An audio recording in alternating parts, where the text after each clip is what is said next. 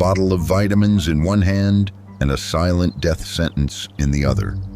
For 4 decades, a quiet corner of Alabama became the site of a long-term observation where the only rule was that no one could be saved. This was not a secret hidden in the basement of a fringe laboratory, but a documented program conducted in the open air of the American South. It was a study of what happens when the very people sworn to protect life decide that watching the light fade is more valuable than keeping it burning. This is not a story of a single mistake, but of 40 years of intentional silence. The year was 1932. In Macon County, the air was thick with the scent of pine and the heavy weight of the Great Depression. Life was a cycle of hard labor, quiet faith, and the struggle to survive on land that asked for everything and gave back very little. When men in dark suits and white coats arrived, they didn't look like harbingers of a long shadow. They looked like hope. They spoke of a new initiative to combat what the locals called bad blood. It was a catch-all term for everything that ailed a person: fatigue, aches, or things more internal and lingering. For the hundreds of men who lined up, this was a rare opportunity to receive medical attention that had always been out of financial reach. The promise was simple and seductive. They were promised free meals, free transportation to the clinic, and perhaps most importantly, burial insurance. In a time when a dignified end was a luxury few could afford, the promise that their families wouldn't have to carry the burden of their departure was a powerful incentive. It was a gesture of kindness that masked a clinical necessity, but the ledgers being filled out in those clinics held a different purpose than the one described to the participants. The objective wasn't to heal, but to document the natural progression of a specific untreated ailment over the course of a human lifetime. The men involved were divided into 2 groups. One group was already carrying a specific internal condition, while the other served as a baseline. The core of the tension lies in the silence. These men were never told the name of the shadow they carried. They were told they were being treated, but the vials contained nothing more than minerals and placebos. The observers were not looking for a way to stop the decline. They were waiting to see exactly how the decline would manifest, step by step, until the very end. It was a study of the human body as a landscape of decay, and the researchers were the cartographers. As the 1930s turned into the 1940s, the world outside Macon County was changing at a dizzying pace. Medical science was leaping forward, driven by the urgency of a world at war. In 1947, a miracle appeared in the form of penicillin. It was the definitive answer to the very ailment these men were carrying. In any other clinical setting, the study would have ended right then. The ethical path was clear: provide the cure and close the books. But the observers in Macon County chose a different path. They chose to keep the books open, viewing the discovery of a cure not as a solution, but as a complication to their data.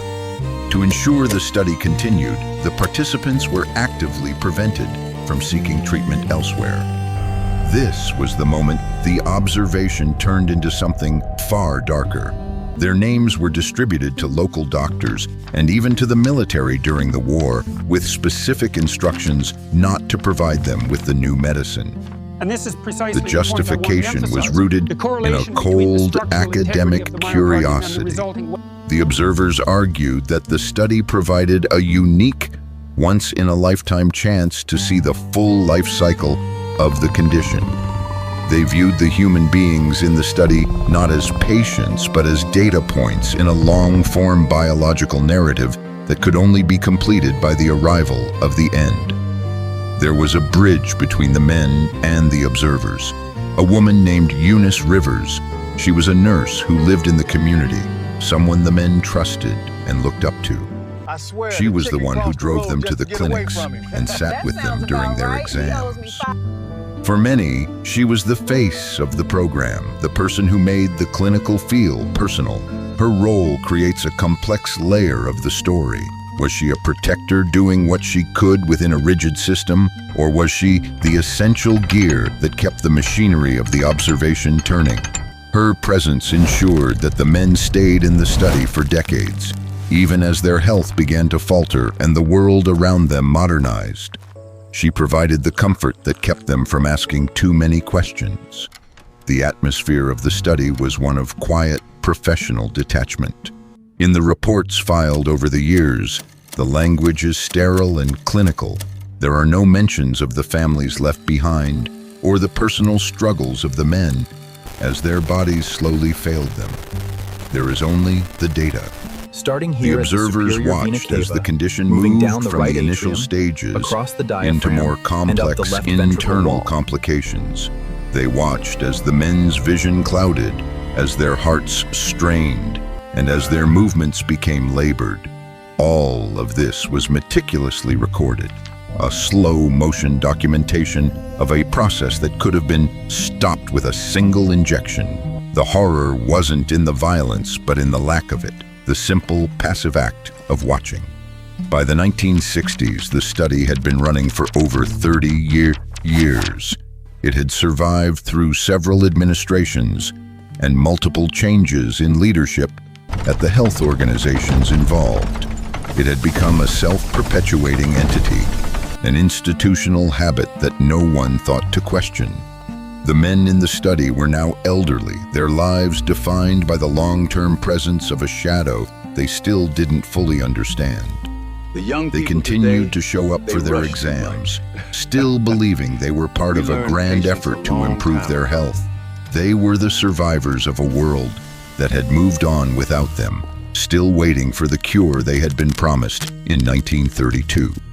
The silence was finally broken not from within the institution, but by a whistleblower named Peter Buxtun.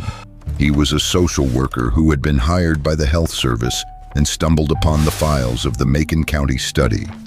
He was struck by the moral implications of what he read. He raised his concerns internally, pointing out that the study was no longer necessary and was deeply unethical given the availability of a cure. His superiors, however, were not interested in stopping. They viewed the study as an unfinished work of art, something that needed to be followed to its natural conclusion.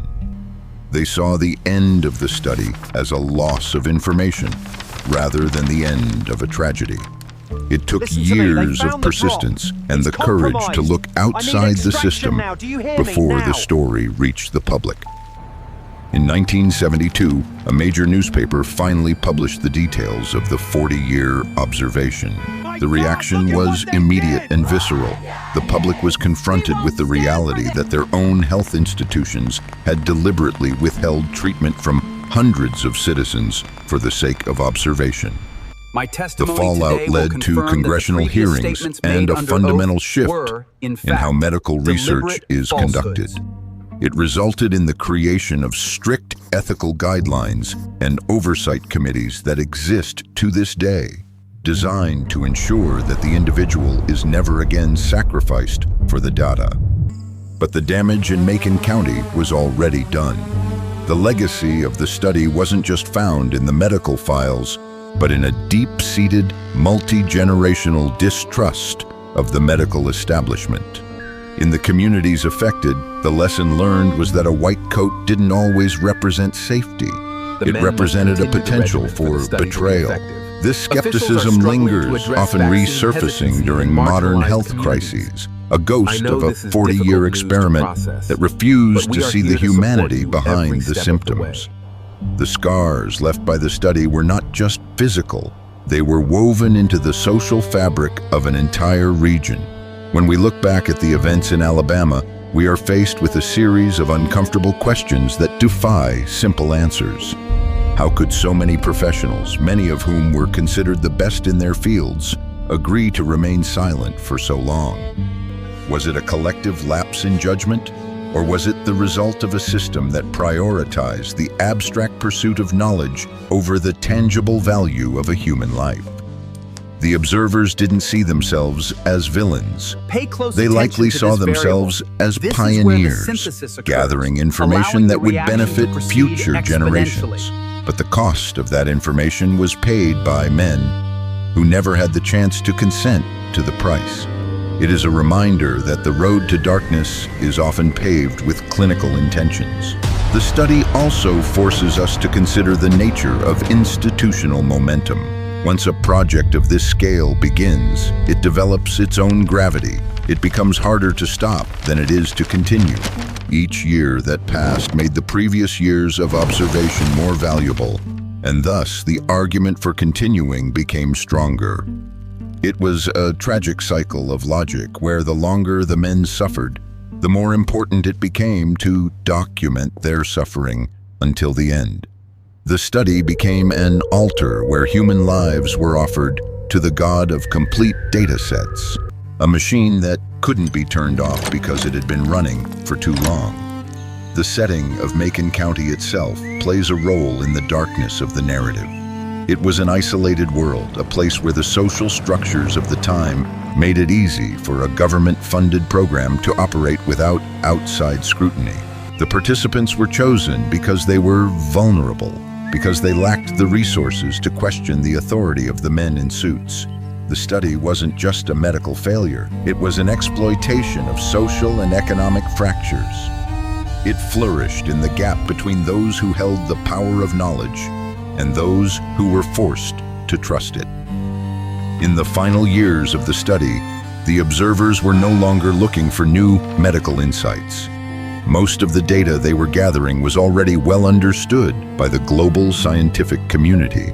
The study had become a ghost of its former self, a lingering habit of an institution that had forgotten why it started the observation in the first place.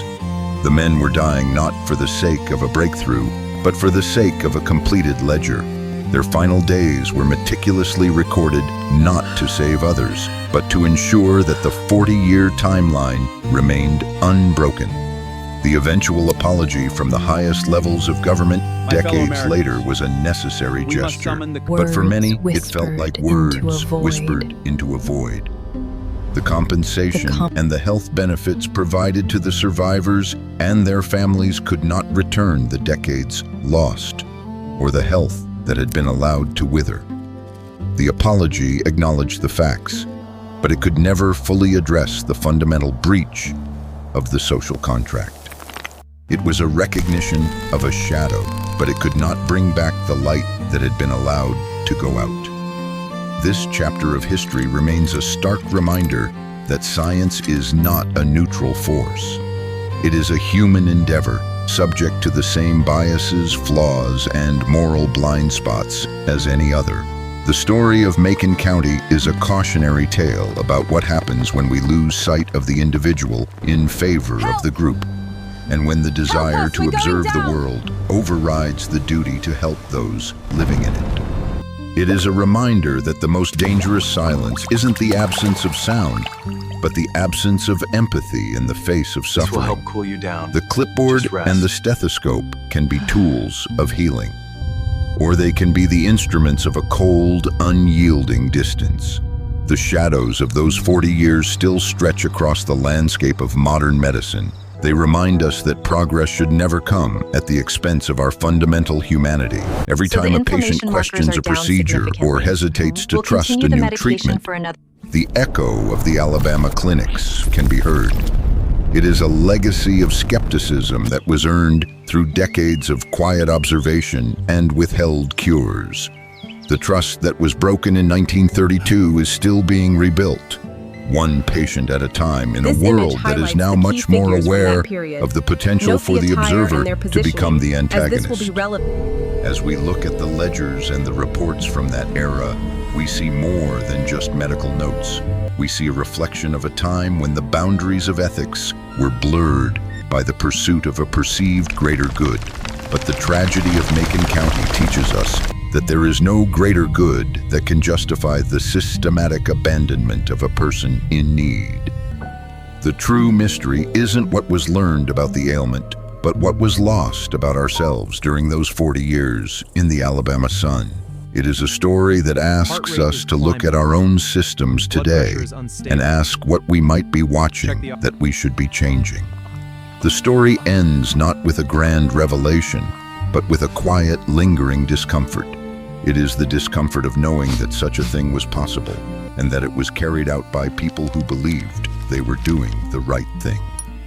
It invites us to look closer at the institutions we trust, and to ask ourselves what we might be observing now that will be viewed with the same shock and regret 40 years from now. The lesson of the long shadow is that vigilance is the only cure for the darkness that can grow in the heart of even the most respected systems. In the end, the men of Macon County were not just victims of a condition. They were victims of a perspective. They were seen as a means to an end, a biological resource to be harvested for information. Their lives were treated as a long-form study, a narrative with a predetermined conclusion. And while the study is over and the clinics are gone, the questions it raised remain as vital and as haunting as ever. The observation may have ended, but the reflection on its meaning is far from finished. The history of the quiet corner of Alabama is a testament to the fact that the most important part of medicine isn't the study of the disease, but the care of the human being who carries it.